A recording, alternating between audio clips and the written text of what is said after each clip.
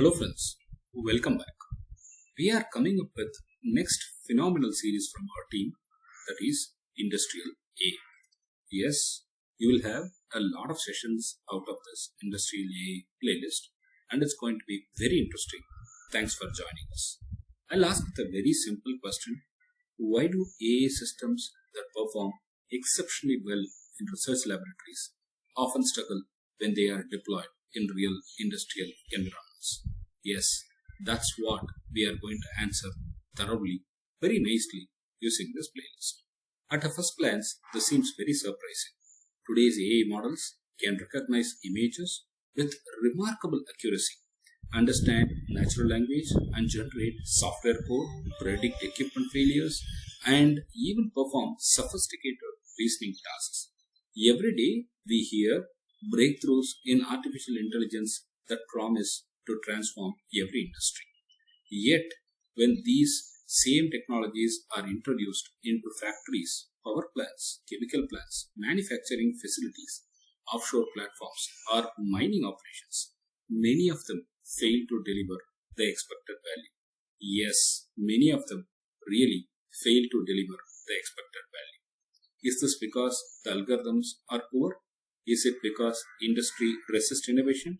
Or is there something fundamentally different about industrial environments? This book, this chapter, this video is going to get you clarity on that. Industrial operations are not simply another application domain for artificial intelligence. I repeat, industrial operations are not simply another application domain for artificial intelligence. They represent an entirely different engineering environment with different priorities, risks, different constraints, and different expectations. Consumer AI mainly works with information. Industrial AI works with physical systems. Consumer AI recommends. Industrial AI influences action. And once AI begins influencing physical actions, the consequences become completely different. Through this learning, we will explore why many industrial AI projects fail, not because the algorithms are wrong, but because the assumptions behind those algorithms did not match the reality. By the end of this playlist, you should be learning how AI can be applied to the industry. Let's begin with the central idea that forms the foundation of the entire playlist. I'll have another voice coming into my playlist right now. She'll be taking over the session. It's going to be nice and fantastic. I'm sure you will like it. Wrong answer versus wrong action. Before we discuss technology, I would like everyone to think about something very simple. Imagine you are using an online shopping website. The recommendation engine suggests the wrong product. Maybe it recommends shoes instead of a shirt. What happens? Probably nothing significant, right? You ignore the recommendation and continue browsing. Now imagine you are asking an AI chatbot a factual question. It gives an incorrect answer. Again, the consequences are usually limited, isn't it? You search again, you verify the answer elsewhere, life goes on. Now, let's change the setting. Imagine an AI system instructing a valve to open inside a chemical plant. Or imagine another scenario. Imagine an AI system recommending that an operator ignore an abnormal vibration in a gas turbine. Maybe another scenario. Imagine an autonomous control system making an incorrect decision during a pressure excursion. These aren't simply wrong answers anymore. These become wrong actions. And wrong actions can damage equipment worth millions of dollars. They can interrupt production for days, weeks. They can contaminate products. They can create environmental incidents. Most importantly, they can put human lives at risk. That is the difference between consumer AI and industrial AI. An industrial AI doesn't merely process information. It influences the physical world. And unlike digital information, physical reality has no undo button, right? Once a turbine trips, once a pressure vessel ruptures, once a robotic arm moves, the consequences are already unfolding. This simple distinction is the foundation for everything we will discuss throughout this video. So, just to summarize, a consumer AI optimizes for better answers. Industrial AI must optimize for safer actions. Keep that thought in mind because every concept we discuss later builds directly around this idea. Now that we have established the importance of consequence, let's briefly see what this chapter will cover. Now that we have established the importance of consequence, let's briefly see what this video will cover. So what is your takeaway? This chapter is basically organized around 5 major ideas: 2 cultures, consequence, claim versus reality, beyond accuracy, the agentic case.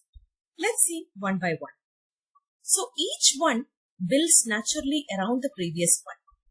The first idea is understanding the 2 cultures that exist inside almost every industrial organization. On one side, we have information technology or IT. On the other side, we have operational technology or OT. Although they often work together, they solve every different problems and define success in completely different ways. Understanding this cultural difference is the first step towards understanding industrial AI. The second idea is consequence. We will see why an industrial AI system cannot be evaluated using the same criteria as a consumer AI application. Average accuracy is rarely enough. Sometimes a rare failure matters far more than thousands of successful predictions, isn't it? The third idea is understanding the gap between impressive demonstrations and successful deployments. Many AI systems perform exceptionally well inside laboratories. But what happens in real-time situations? In real industrial environments, which are very noisy, messy, incomplete, and constantly changing, isn't it? Closing that gap is much harder than building the model itself.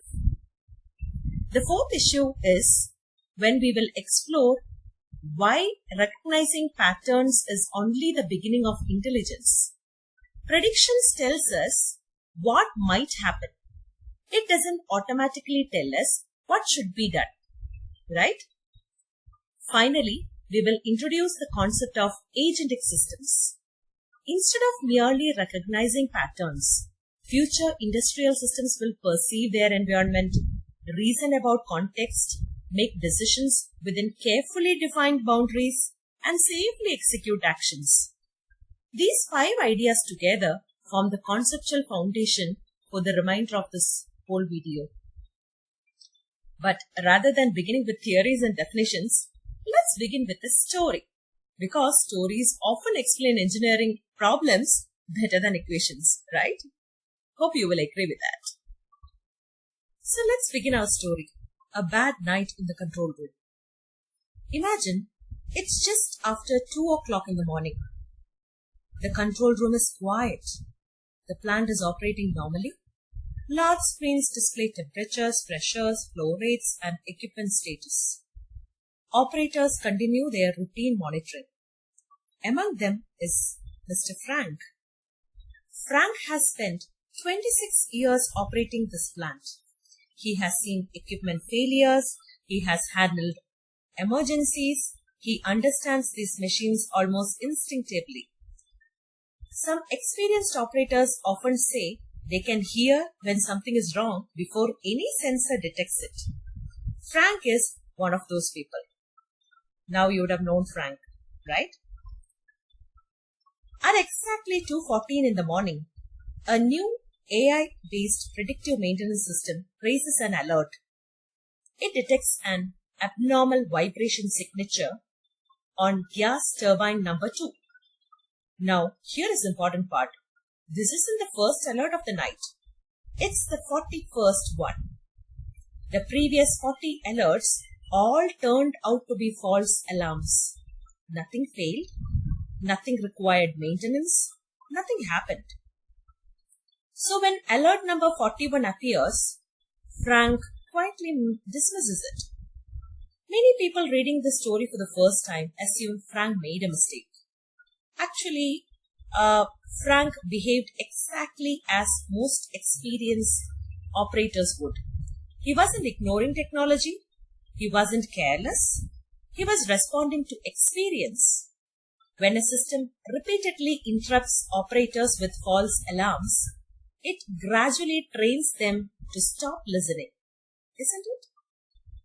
This phenomenon is known as alert fatigue. It's one of the biggest practical problems in industrial AI. The model proudly achieved 94% accuracy during testing. Everyone celebrated. Management approved deployment. The data science team was super delighted. But on the plant floor, that impressive 94% accuracy slowly became 40 meaningless alarms every shift. Eventually, the technology became a background noise. This is our very first lesson. Operators don't judge AI using ROC curves. They judge it using experience. And trust is built or destroyed one interaction at a time. Unfortunately, 3 weeks later, something changes. 3 weeks pass.